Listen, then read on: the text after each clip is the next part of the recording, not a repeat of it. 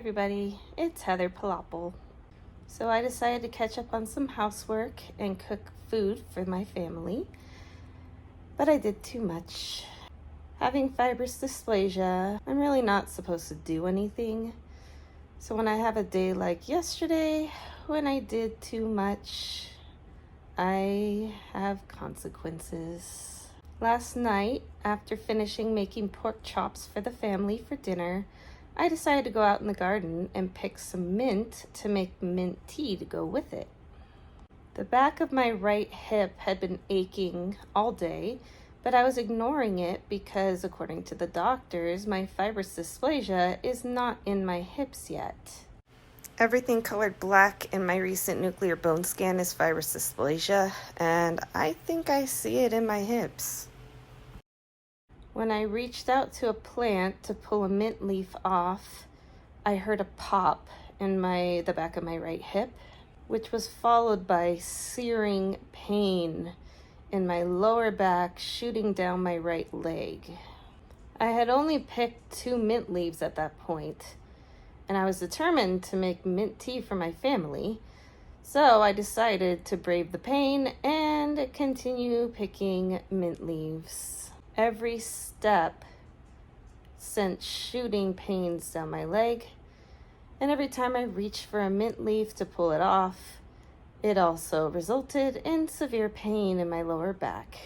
But I continued to pull leaf after leaf off the plants until the colander was full enough for me to make a batch of mint tea. The short walk back to the house felt like it was 1,000,000 miles long. Every step was excruciating. I finally made it into the kitchen and realized my back hurt too bad to go down into the cabinet to get a pot to make the tea. So I had to wake up my husband from his nap and ask him to get a pot for me.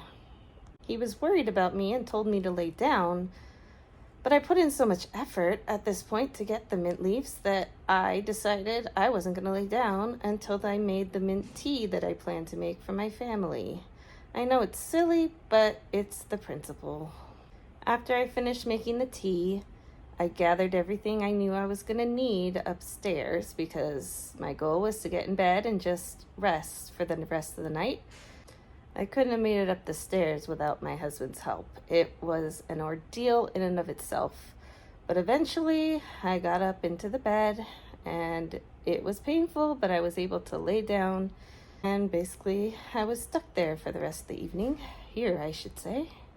If you haven't figured it out yet, I am not good at laying around and doing nothing.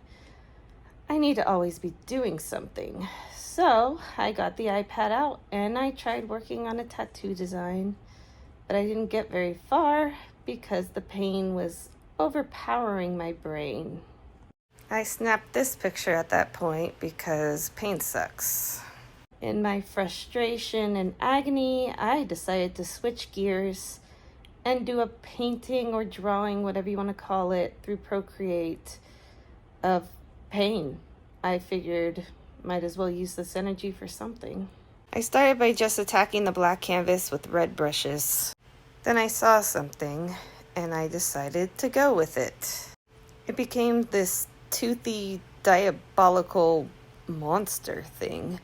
I mean, I just kept adding and playing with shades and colors and making the teeth and spikes real pointy, and then just sort of cleaned it up and resulted in, I'm gonna call it a pain monster. Sounds about right to me. So here it is, introducing the pain monster.